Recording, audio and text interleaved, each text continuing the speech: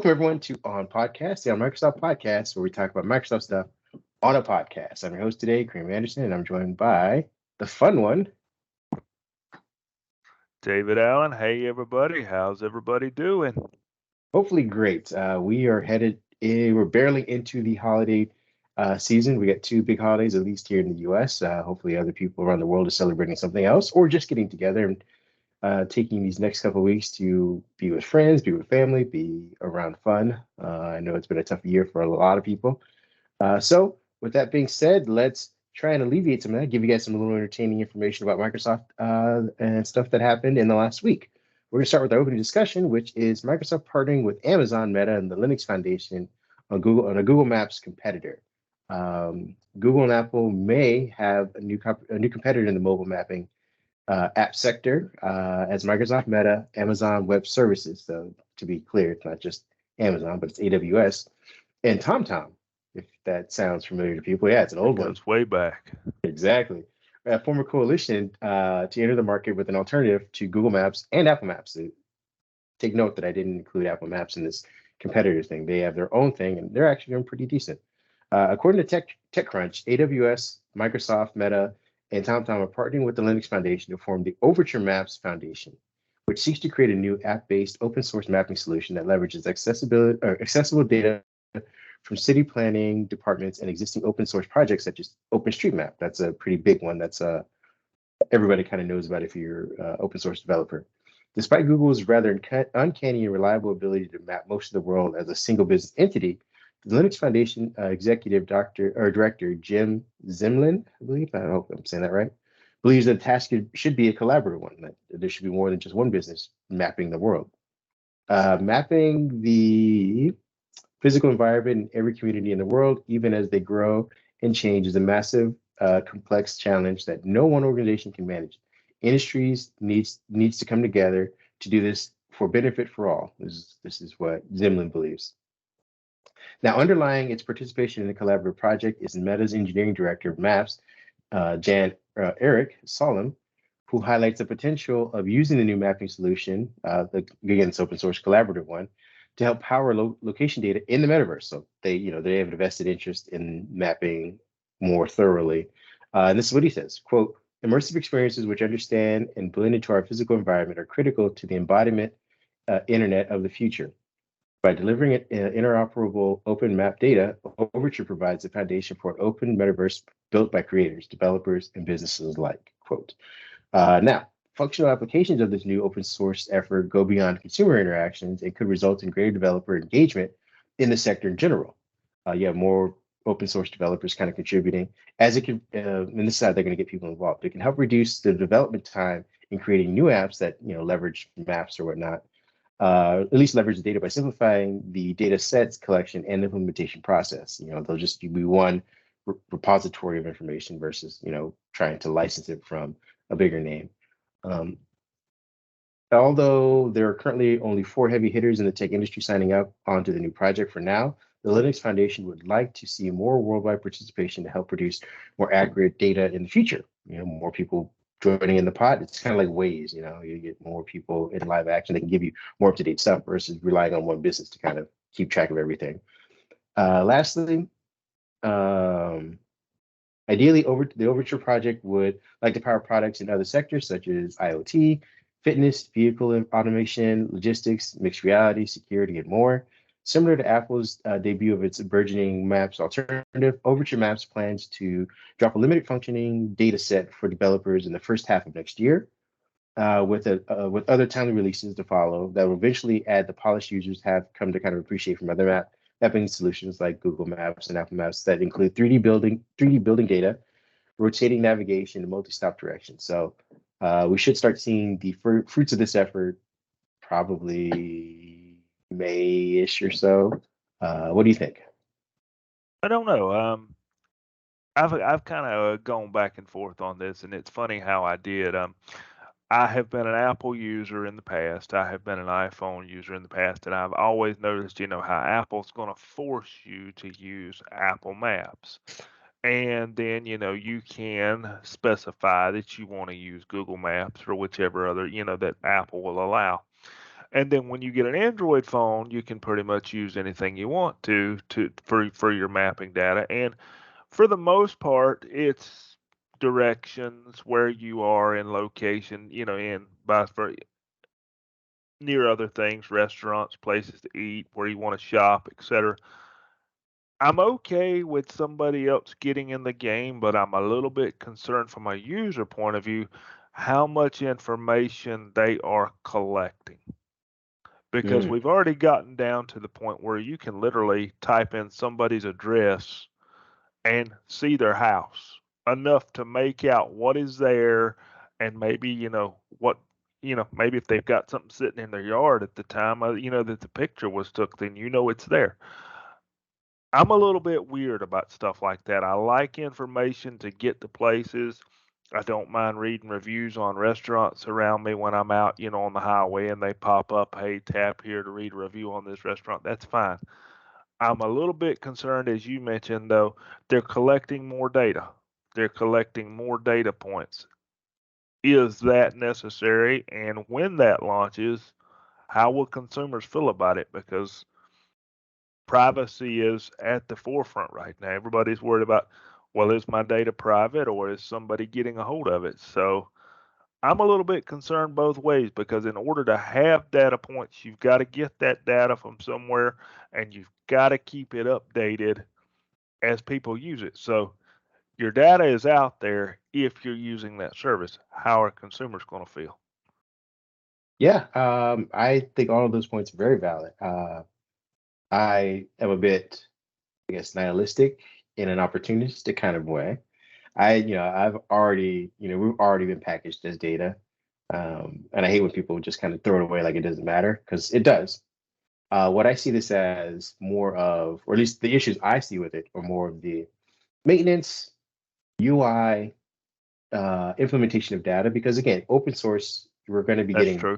multiple people throwing into the pot. Whose UI are we going to, trust? With one vision from Google or one vision from Apple, it's easier to say like, hey, we're going to layer 3D mapping. We're going to start adding, foot traffic and all these other things and make it look nice and work with the system. But if we start using open source stuff, not to, bash Linux or anything, because they're very amazing distros these days, but how do you how who decides this is the UI we're going to use? These are the data points we're going to validate. This is how all of this stuff gets confirmed. Like you said, there might be someone who throws in, location data from your specific area, but how's the consortium going to validate like, oh, this is accurate, this is being done at this time, and how are they going to do it in a timely manner if there's so many hands in the pot, so to speak. So those are my concerns, not necessarily as much as the data it's portion, because it's location data. Like, as we watch Elon kind of flounder on Twitter, it's kind of a tangential conversation about what is considered private when you live in a world that we share with everybody else. Like Mm. it's so we will keep an eye on this. Like we said, they should be having some information. The first batches of this effort come out, and like you said, first half of next year. So if you're interested in using something other than Google Maps, because I know it's gotten super cluttered beyond our Yeah. conversation about an alternative, or I mean about this particular one, there just should be an alternative to Apple Maps and Google Maps, because Google Maps has thrown in all kinds of crazy stuff in it. Apple Maps has gotten really good, but it's only on one platform. So um, the more the merrier, I suppose. And hopefully this didn't end up like Here Maps from, I don't know, what is that, 7, 8 years ago? Well, at least with Google, I know I have actually seen them here. I've seen the vehicles driving around Oh where yeah. they're labeled. They don't hide what they're doing. You see the cameras and the sensors on the vehicles, and you see what they're up to. And it's like you said, Google has a set of steps, an algorithm or a protocol to follow when they've got people driving these vehicles, so they know what data to expect back. Mhm. When you're doing it open source, there's really no telling what you might get. Yeah, I'm hoping these businesses will set up some standard. Again, that all comes to the timing. And when it comes to location data, you need on the spot, real time data. When you have to funnel it and verify it, and go through a bunch of different sources, and set up a whole set of protocols before that, it could take forever. So again, we will see what comes of this. But Let's jump into our headlines for this week. Well, I only have a couple, as to me it was a pretty light news week, but you have some, so I'm going to let you start. Well, I'm going to start with something a little different here. I usually kick things off with gaming. Let's start with a little Microsoft information, if you will. Everybody remembers crypto mining. I think in some point, in some point or way, we were all a part of it. We all investigated it, or maybe we at least just downloaded the software and said, "Hey, I'm gonna see what happens for a day or two." I did. I didn't go as crazy as some folks, but what I'm getting at here is a lot of people used Azure and other data center platforms to do their crypto mining. Well, guess what? Microsoft says no more. Basically, what Microsoft is telling us is, says, look, it's against our terms of services. Don't do it. And it's a recent update to their terms of services. And the only thing you are allowed to do, and keep in mind, you have to get their permission to do this. You are allowed to do testing. If you're still playing with crypto, you're allowed to do limited testing on the Azure platform with written approval. But keep in mind, you can't do any real-time crypto mining that generates money or any type of income. They will suspend your account. So it's interesting that Microsoft has taken this stance. I've not seen anything from Azure or Google Cloud to match this in any way. So are we kind of seeing crypto mining change, or are we seeing it slowly come to an end? I could see either way here. Like you said, I think it's actually both, a little bit of both. I think the wild west nature of it is coming to an end. I think people who have the ability, the resources, the time, the machines, and the, I guess, ecological recycle, like the ability to kind of harvest this in eco-friendly kind of way, will be the ones who kind of come out on top. We will not be, borrowing people's PCs and compute data and things like that. In the background, this will be a more dedicated thing as it, the pool of crypto people or crypto technology kind of shrinks and refines itself. Because again, at the end of the day, like the amount of money that was generated for the effort that people were putting in, I think was kind of lopsided. And so as people kind of back out of this, the people who are, like we said, are dedicated to it will make a little bit more money, and the technologies, I think, will probably advance a little quicker at that point. And maybe it'll cool off enough to keep our graphics cards and CPUs at reasonable prices. Yeah, especially as we start to get them back now. I'm going to jump into something that is less fun, I suppose. It's actually a long list of things that are coming in Microsoft 365, so I'm going to try and go through it as quickly as I can. I'm not going to go through everything, but if you are here because you like Microsoft stuff and you want to get into the nitty-gritty about Microsoft 365 and its features, and you happen to be an admin, stay tuned for the next 2.5 minutes. To the end of the year, Microsoft has recapped a list of features coming to Microsoft 365 in the near future. To begin with, Microsoft Teams will get a new option in Teams to include, quote, everyone in the mentions section. What that means is when you select everyone in your mentions options, all the users associated with the group will receive a notification alerting them of the same thing. The feature is set to roll out in late January with general availability for desktop, iOS, and Android planned for late February 2023. Teams is also getting another feature for admins that now includes export. In the Teams roadmap, feature 85704, better known as support for CDS exports for admin download data from the list pages, will now include download exports from list pages, Teams list pages, members list pages, channel list pages, and user list pages. Admins can expect this to become generally available sometime in around March 2023. I don't know if it's beginning of March, the end of March.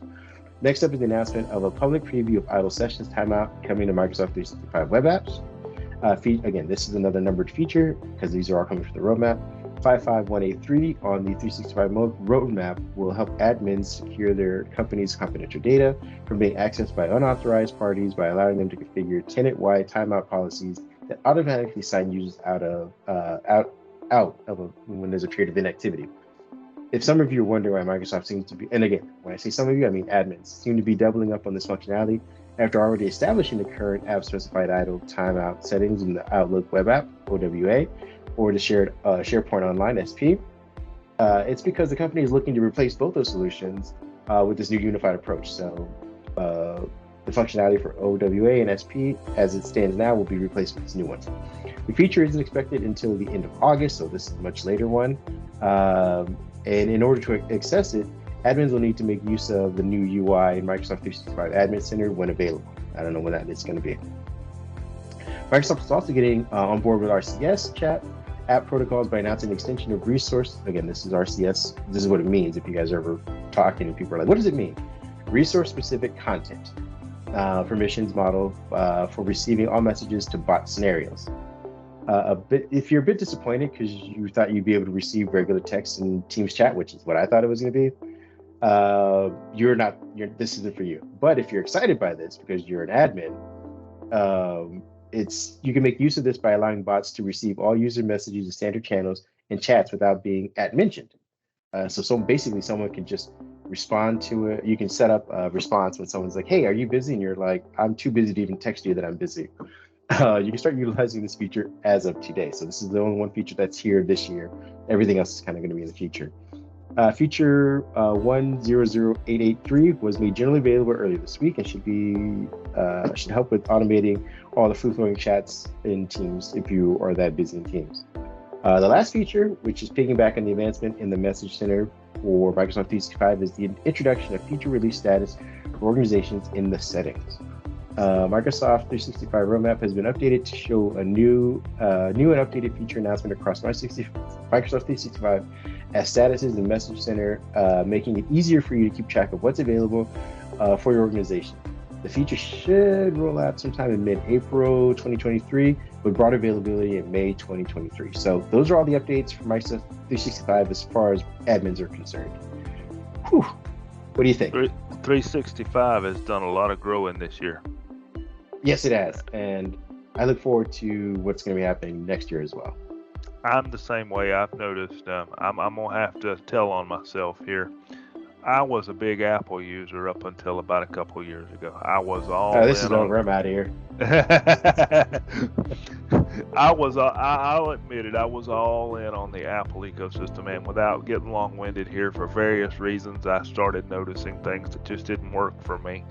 And I had been out of the Microsoft ecosystem as much as you can be for many years, just not using it day to day. And when I came back a couple years ago, I was like, okay, this has changed.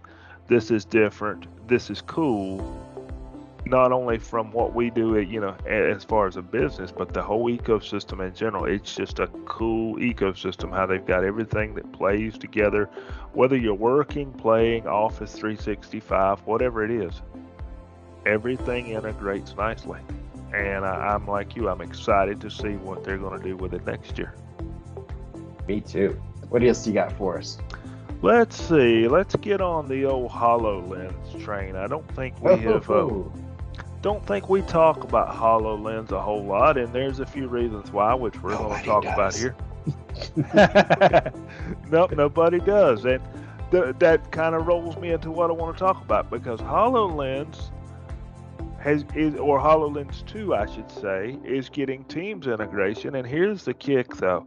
HoloLens 2, as Kareem kind of hinted at, there's not really a consumer product. It has kind of turned business/industrial.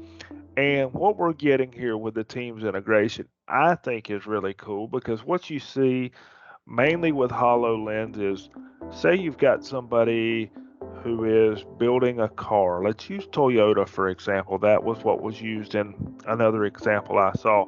They're having a hard time with something. The support person can connect to the person using Teams that is wearing the HoloLens and can see things from their perspective. But with that said, what's cool about it is this. They can start that Teams meeting. They have access to OneDrive. They have access to viewing documents. They have access to using PDFs. They can interact with the meeting just like Kareem and I are doing here, all from their headset. So that's going to open up a whole other ball game and a whole other list of options that people can use. HoloLens is not just something you put on your head anymore and you look around and you design something three-dimensional and say, hey, this is cool. We're actually going to start seeing it. Hopefully, I hope so. I'm a big virtual reality, augmented reality person. We're hopefully going to see it in other applications. Again, I'm interested to see what they do with this. Yeah, I mean, to your point, I believe there's a quote in your story, which is basically just kind of explaining to people that Microsoft is still working on HoloLens, so it is not a dead project, even though Alex Kevin is gone. Right, they're not done. We've gone kind of radio silent on it. But what they are explaining in this quote is basically saying that we are going to develop a product for HoloLens at the times that makes sense and not a yearly thing. This isn't a cell phone. This isn't a laptop.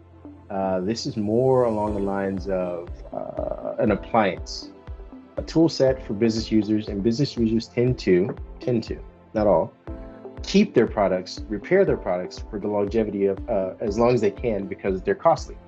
The more the cost, the less likely they are to replace it over and over. This is why your conference rooms are always falling apart and never working and using old technology, because it costs a lot of money in the beginning to set it up. And they're not going to keep replacing everything every time a new piece comes out, because there's a learning curve, there's implementation, there's repairability, there's licensing, there is a whole sunk cost on just getting and whatever the replacement is, and retrofitting everything around it. So I believe the quote is, we're just looking for the right design point to make it a meaningful update. Businesses want a successor device that's going to enable an even higher return on investment. Evans hears from the clients, and this is a Microsoft spokesperson. Unlike consumers who want to replace the devices often, businesses do not want to make their existing headsets obsolete for only slight improvements.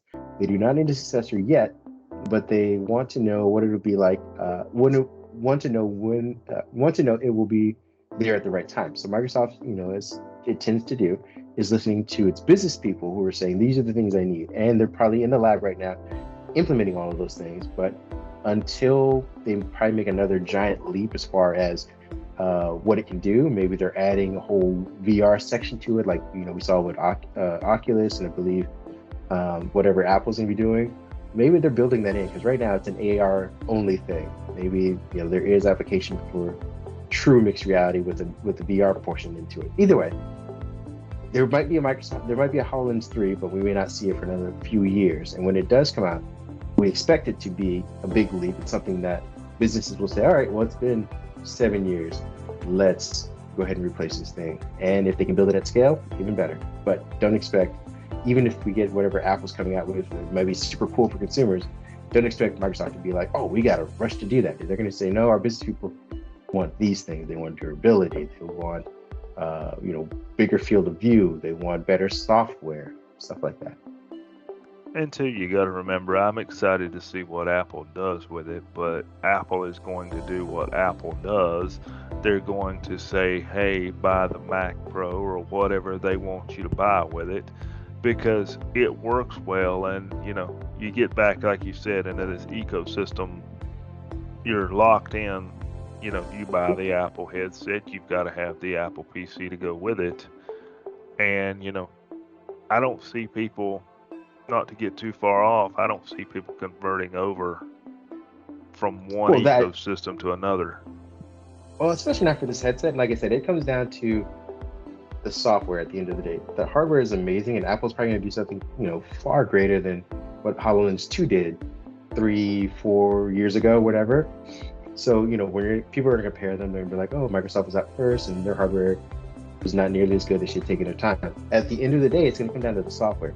How does this tie into SharePoint, Excel, whatever applications these warehouse workers are using that they need to see inventory and real-time data? Like, all of that stuff is going to need to work up front. And I don't know if Apple's going to have that, because they haven't been in the business sector. They haven't, to my knowledge, been speaking with people who are using these things, saying, these are the things I need if I'm on a dig site.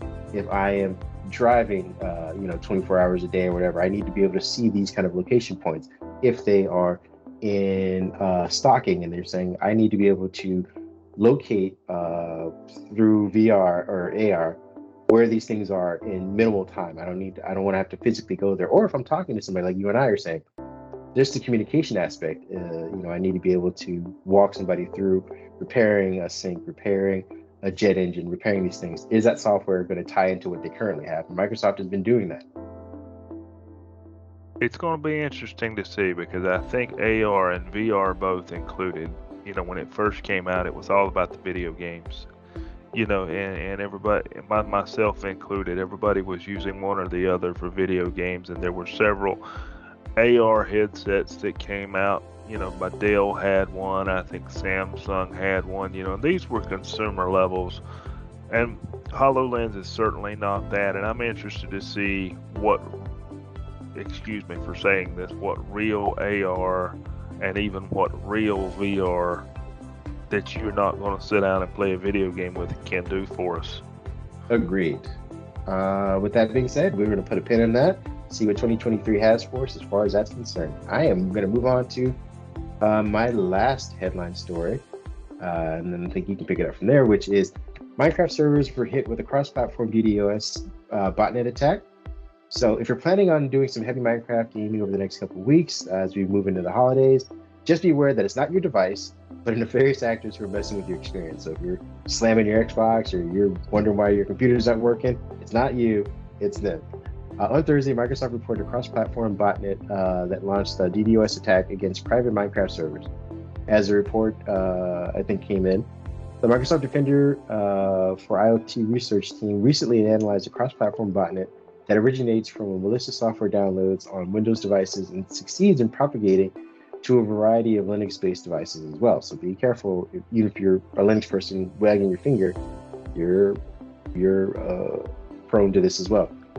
The botnet spreads by enumerating default credentials on an internet-exposed secure shell (SSH) enabled devices, because IoT devices are commonly enabled for remote configuration with potentially insecure settings. These devices could be at risk to the attacks like this botnet one. This botnet spreading mechanism makes it a unique threat because while the malware can be removed from the infected source PC, it could persist on unmanaged IoT devices in the network and continue to operate as part of the botnet. So, whatever you connect it to could basically be storing it, even if you fix what you think is the source. Referred to as the MCC crash, the botnet's initial infection points are apparently devices infected via installation of cracking tools meant to procure illegal Windows licenses. Below is a diagram of the botnet's attack flow from the Microsoft.com. We'll put that on the screen for you guys. Thus far, reported infections have been largely restrained to Russia, Kazakhstan, Uzbekistan, Ukraine, Belarus, Chechnya, Italy, India, Indonesia, Nigeria, Cameroon, Mexico, and Colombia. The bulk of the reports infections seem to have a source from Russia. Cross-platform DDoS botnets. One of the commands in the botnet is designed to deploy quote attack _ mcrash. If you see that anywhere on a computer, beware. This news comes in the heels of a newly found botnet known as GoTrim that breaks into WordPress sites and admin accounts. So this holiday season, just be on the lookout for these things. Fortunately, this seems, I don't say fortunately, as it's being reported, this seems to be an international issue so far. We haven't heard too many instances in the US, but we have international listeners, and we would like you guys to be aware of this. Seems like the last few years, every time the holidays come around, we get something service related that went all the way back to if you remember the Xbox outage, 4 or 5 years ago now. Oh, yeah. It seems like since then we get something every holiday season like this. Hurt people, basically. I don't know why. I don't know why either. Yeah. What do we got next? What's our last one? We got one more, folks, and this one's a little gaming. You should know I got to get a little gaming in here. Don't have a whole lot for you, but we got a little something. Game Pass is already kicking off their titles for January, and looks like they're getting off to a good start. We have Persona 3 Portable on January the 19th. We have Persona 4 Golden on January 19th. We have Monster Hunter Rise on January 20th. We have Age of Empires 2 Definitive Edition on January 31st, and we have one called RoboQuest coming in January that we don't know what day it's going to be yet. It is to be determined. Among the 5 already confirmed entries are 3 popular franchises, the other title being RoboQuest. It is a Borderlands inspired shooter, which sounds pretty cool to me. And you may recall came to PC Game Pass back in February of this year. And we'll finally get to Xbox tier here shortly. So if you don't get what you're looking for holidays under the tree for Xbox, looks like Microsoft is kind of covering some of us with something to kick off 2023. Some cool years, some cool titles for Game Pass, and I'm interested to see where Game Pass takes us in 2023. It's getting better and better. You and me both. Well, that brings us to the end of our pod. We want to again thank you for joining us and spending some time with us this weekend. I'd like to say, I don't want to speak for both of us, but I'd like to wish everyone happy holidays for whatever you're celebrating. If you're not celebrating anything, just have a great time being you around this time. Yes, before we cut out, I will say happy holidays to everybody. I hope everybody's safe. Hope everybody has a good time spending time with their family. Like Kareem said, whether you're celebrating, just get together and have fun, folks. Life is short. Enjoy it. Yes, we made it through a crazy year. See you guys on the other side.